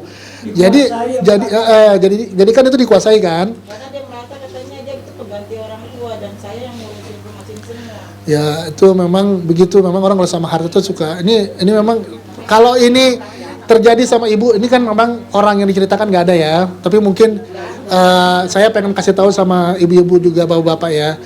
Ketika dalam kondisi seperti itu, ibu ingat nih, harta waris itu bukan punya saya.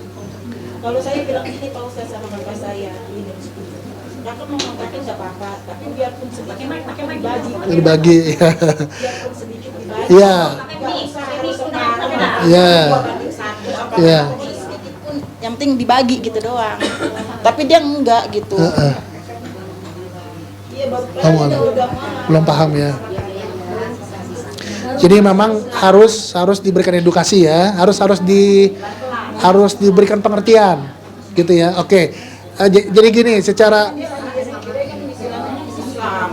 Cuman pas menikah dia masuk Katolik. gitu. Salam lagi.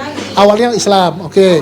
Jadi gini, jadi memang kalau kita bicara pada konsep hartanya ya, harta itu punya kakak sama ibu, itu satu. Pas waktu papahnya kakakku meninggal itu dia dalam keadaan Katolik. Jadi Ya. Waktu dia mau turun ke makam pun saya nggak kasih izin.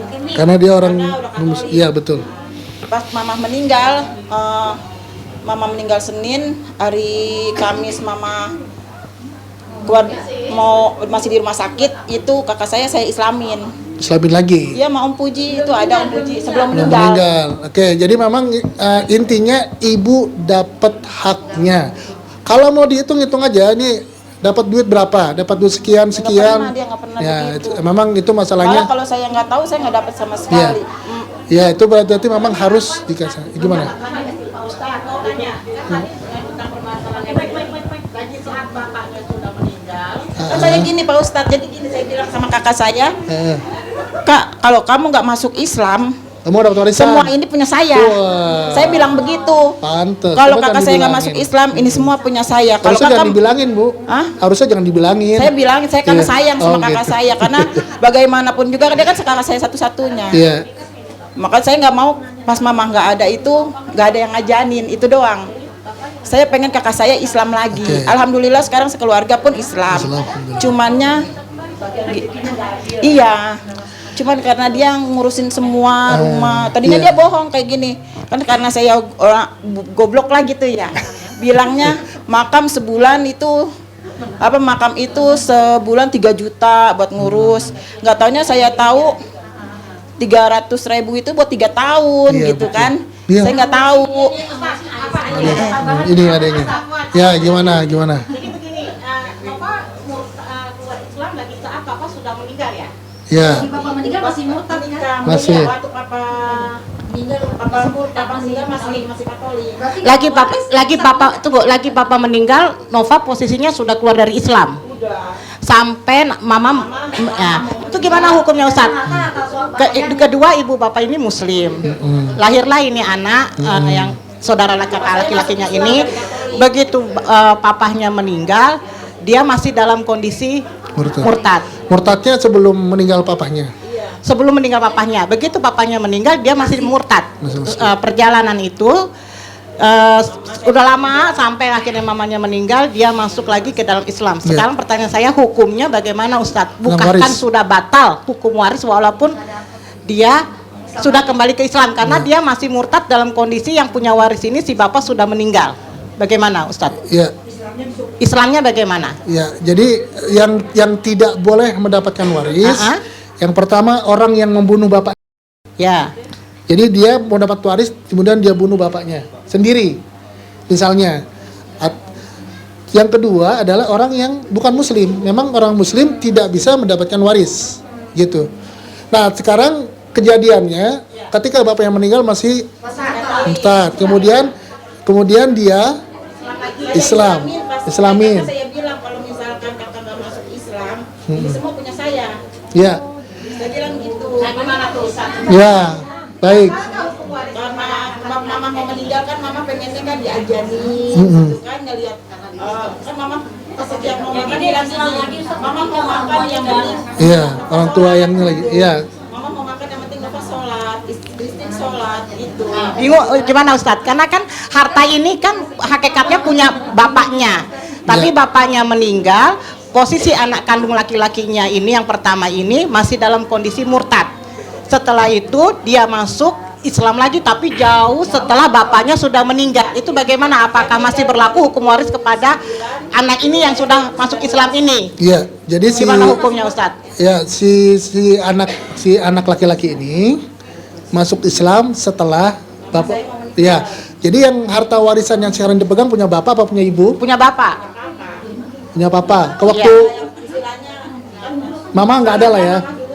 Bisa dan mama pernah menikah lagi, tapi karena mama nggak punya tempat tinggal, kan tinggal sama saya. Habis tinggal sama saya kasih mama biar tinggal di rumah papa aja. Gitu. Sini kan kalau mama udah nggak ada orang, saya temenin di Romangun. Nah pas mama sakit, kakak saya datang. Gitu, nempatin rumah Romangun sekeluarga. Iya. Tapi itu saya sudah menikah. Iya. Masih bisa nggak menerima anak ini yang sudah masuk Islam lagi? Jadi, iya, betul.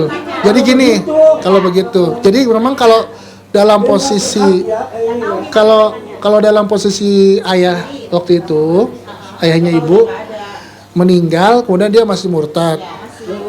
Kemudian langsung dibagi, berarti udah selesai. Ya, artinya kalau itu waktu itu masih langsung dibagi maksudnya, maka si anak itu nggak akan ya. Jadi apakah anak ini bisa mendapatkan waris dari anak yang kembali lagi ke muslim ya, yang tadinya murtad, pada kondisi dia masih murtadnya, pemilik warisnya yaitu si bapaknya meninggal.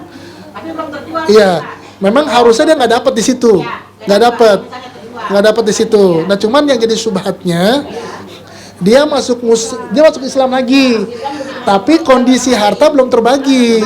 Ya, Allahu a'lam. Saya nggak bisa jawab. Cuman secara prinsip kalau muslim dapat, begitu aja.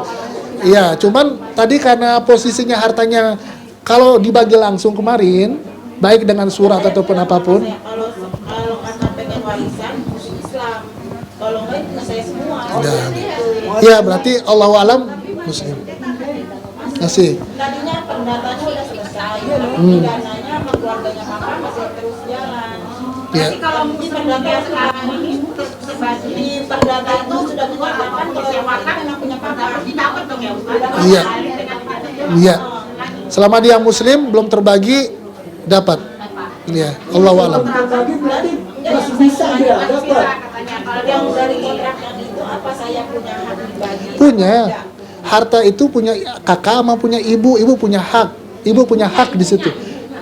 Ibunya, neneknya udah meninggal. Neneknya juga punya hak. Neneknya punya hak. Bapaknya kan laki. Ya. Ada dua ya, laki dua ya. Ya. Apa nama yang itu? Neneknya punya hak. Itu rumah udah diputusin pengadilan dalam kasus perdatanya itu sudah punya papa dan bukan punyanya Cempaka Putih. Cempaka Putih itu masih penasaran gitu loh, tetap pidana karena dia punya duit. Ibu punya hak. Ibu punya hak. Ibu punya hak. Ibu boleh minta, ibu boleh nagih. Ya nggak apa-apa, tapi terus saya nagih. Karena ibu punya hak. Kalau dibilang kok kamu gitu banget sih, bukan apa-apa kak, ini hak saya gitu aja. Pokoknya tagih aja. Karena rumah itu nggak dijual kata dia. Nggak apa-apa. Jadi hasil Bagian dari kontraknya dapat. Iya. tetap Minta aja. Jadi maksudnya gini, kalau misalkan ibu Diminta terus takutnya apa? Terus jadinya dosa. enggak gitu. Itu haknya ibu. Haknya ibu. Jadi ibu boleh milih ya. Ibu mau minta boleh, enggak juga nggak apa-apa. Cuman kalau ibu jadi gelisah. Saya yang jadi ada gini ya, di rumah itu dulu pernah dia bangun warung. Warungnya itu dijual ke saya waktu masih hidup ya, mama masih ada. Dijual ke saya, kata saya suruh bayarin bangunannya aja. Saya bayarin 5 juta, nggak boleh ngutang, masih cash, kata dia gitu. Nah kemarin waktu corona, saya titipin kunci warung itu sama dia. Tiba-tiba sekarang jadi punya dia. Susah. Padahal saya punya warung pun, saya selalu bagi dia lebih banyak dari saya. Iya. apa diseret ke KUA itu sama-sama gitu? Iya, harusnya sama-sama ahli waris. Harus dibagi, harus ini. Kalau ada tercatat di KUA, ya kan insya Allah Dia mereka. suruh bayar pengacara murah kan untuk bayar pengacara. Kalau KUA Nggak pakai pengacara. Sampaikan aja. Sampaikan saya punya kendala waris begini, ntar dia akan turun bisa, insya Allah. Ibu yang ke sana. Ya, ya. Orang bandanya mama pun kayak misal jam dinding aja aku minta sama Iya. nggak boleh. Ya, Biar aja seperti ini katanya gitu. ya, agak repot ya. Nanti dia tanya satu orang lagi. Tanya lagi, satu lagi. Tapi aku berani punya apa? Ya, langsung aja. Berapa persen? Anak saya Pak Ustadz. Seperempat dari harta. Assalamualaikum warahmatullahi wabarakatuh, Pak Ustadz. Assalamualaikum. Ya, silakan. Sebelumnya saya mau bertanya 2 pertanyaan, Pak. Ya. Yang pertama itu karena ini bahas tentang warisan. Oh. Ini kan ada orang tua ya, Pak. Tapi bapaknya itu udah meninggal duluan. Terus sisa ibunya meninggalkan 4 orang putri yang sama-sama sudah berkeluarga masing-masing. Cuma anak keempatnya ini karena tinggalnya bareng ibunya. Terus ibunya ini punya warisan 1 rumah. Hanya saja karena belum meninggal, ibunya ini sudah mewarisi duluan rumah itu untuk anak keempatnya. Jadi misalnya harga rumah itu kan kalau diperkirakan sekitar 300-an ya Pak. Cuma karena anak terakhirnya ini sudah merawat ibunya, tinggal sama ibunya walaupun tidak serumah, rumah itu dihargai dengan harga 100 juta. Sedangkan 3 anaknya yang kakak-kakaknya ini nggak ada yang ikhlas gitu loh Pak dengan harga segitu. Itu hukumnya gimana? Sedangkan ibunya ini lebih karena kasihan sama anak keempatnya jadi dibilangin diikhlasin aja gitu. Padahal ibunya belum meninggal. Itu pertanyaan pertama. Baik. Terus untuk pertanyaan kedua tentang satu dulu Bu ya. Oh iya boleh Pak. Lupa. Itu rumah yang ditempati tadi yang dijual 1 juta punya siapa? Punya ibu, punya orang tua. Enggak punya suaminya atau punya si istrinya? Oh punya ibu, punya istrinya. Asli punya istrinya. Iya. Oke. Punya istrinya. Jadi dalam posisi orang tua menjual harta kepada orang lain, siapapun orang lainnya, anaknya atau tetangganya atau kerabat yang lain itu sah. Karena warisan itu hanya dibagi ketika si pemilik harta itu meninggal. Ketika ibu tadi belum meninggal, ketika ibu yang tadi jual hartanya itu belum meninggal, maka yang dijual itu bukan harta waris. Itu harta dia. Dan hukumnya diperbolehkan, yang lain nggak boleh ngiri karena memang si ibu itu mungkin punya kekhususan kepada anak keempat itu, gitu ya. Jadi boleh hukumnya dan tidak berdosa. Oke, paham? Oh oke paham Ya. Pak Ustadz. Satu lagi Pak Ustadz. Bentar, terus? Yang satunya itu tentang akikah Pak. Akikah. Kalau misalnya orang tua mengakikah anaknya, terus orang tua tersebut itu lupa Pak. Pas pada saat anaknya udah dewasa ini dia lupa anak ini pernah nggak diakikah atau belum gitu. Terus anaknya ini bertanya sama orang tuanya, terus dia bilang ya udah kalau misalnya lupa nanti kalau saat ada rezeki saya mengakikah diri saya sendiri gitu loh Pak Ustadz. Tapi ternyata pada saat udah tua terus pada saat sampai nggak ada anaknya ini sampai nggak udah meninggal terus dia jadi lupa juga nih Pak. Itu kira-kira gimana hukumnya? Ya, Terima sesuatu kasih. baik. Sesuatu yang lupa tidak dihukumi ada. Artinya kalau lupa berarti harus dilaksanakan. Contoh kita lupa sholat. Sudah sholat atau belum ya? Maka jawabannya belum. Sudah wudhu atau belum ya? Jawabannya belum. Udah nikah atau belum ya? Jawabannya lihat aja buku nikah kan pada buku nikah ya, gitu nggak mungkin lupa. Nah kalau tadi yang akikah misalkan sudah akikah atau belum? Jawabannya belum. Nah ternyata ketika akikah taunya udah akikah ya nggak apa-apa. Ya itu mungkin akan diganti atau dihukumi sebagai sedekah sunnah gitu ya begitu. Allahu a'lam. Terima kasih Pak Ustadz. Ya baik. Jadi menurut mazhab Syafi'iyah bahwasanya akikah itu wajib. Sehingga orang yang belum akikah dia harus berakikah walaupun dengan hartanya sendiri. Namun sebagian pendapat dari mazhab Hambali mengatakan hukum akikah tidak wajib. Jadi kalau telah sampai kepada masa 20 hari, 40 hari, itu udah nggak ada lagi kewajiban atau tidak ada lagi tuntutan untuk mengakikahi. Karena udah lewat waktu utamanya, begitu. Mazhab Hambali, tergantung mau pegang yang mana, gitu ya. Gitu. Iya. Iya, akikah itu nggak wajib. Jadi makanya saya lebih cenderung ya. Sekarang pertanyaannya apakah boleh akikah ngutang? Boleh. Selama tidak pakai riba. Ya, kita ngutang sama orang pinjam duit dong. Saya mau akikah, boleh nggak? Boleh. Namun kalau nggak sanggup sama sekali membayar hutang, maka jangan berhutang. Iya, nggak apa-apa, nggak apa-apa. Iya. Iya, nggak apa-apa. Iya. Assalamualaikum Pak Ustadz. Waalaikumsalam. Saya ini ada unek-unek nih Pak Ustadz. Ya, silakan. Setelah sholat Isya itu kan imam suka ngundang tahlilan Pak. Iya. Saya paling rajin diajak sama Pak Imam, sama Ustadz Pak. Kemana-mana suka diteng-teng untuk ikut tahlilan. Nah setelah tahlilan itu kadang-kadang saya suka dikasih beras, ya kan, dikasih ya kasarnya itulah makanan-makanan yang sudah ada di situ suruh dibawa.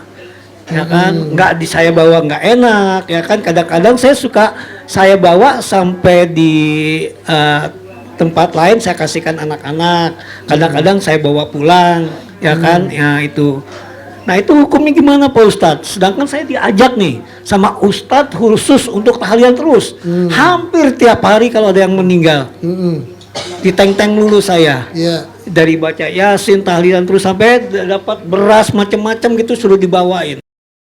Nah itu dosa gak tuh saya Pak Ustadz? Sedangkan mereka ini lagi prihatin kondisinya. Betul.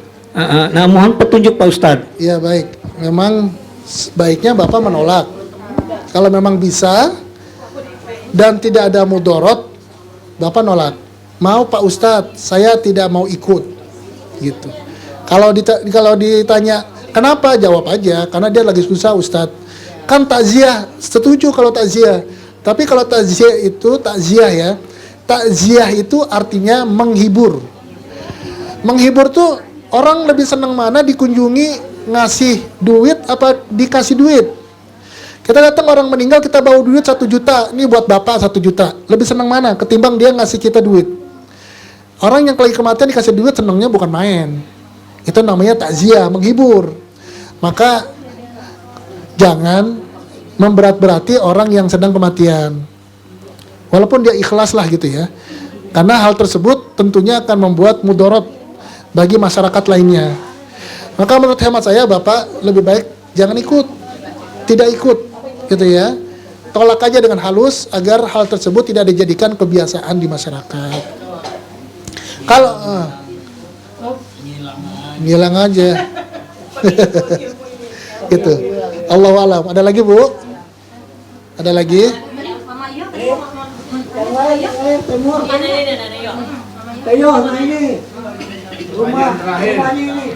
Pertanyaan terakhir. Ya.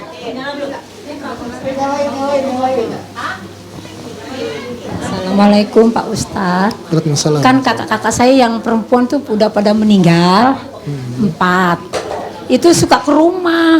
Maksudnya yang meninggal itu suka Sering datang ke rumah. Terus saya suruh pindah rumah yang baru. Kasihan hidup kamu gini. Terus bagaimana tuh Pak? Terus saya bacaan Al-Fatihah terus yang satu lagi besok yang satu lagi yang semua 4-4-nya sayang sama saya Pak Ustadz. 4-4-nya sayang sama saya. Terus pindah.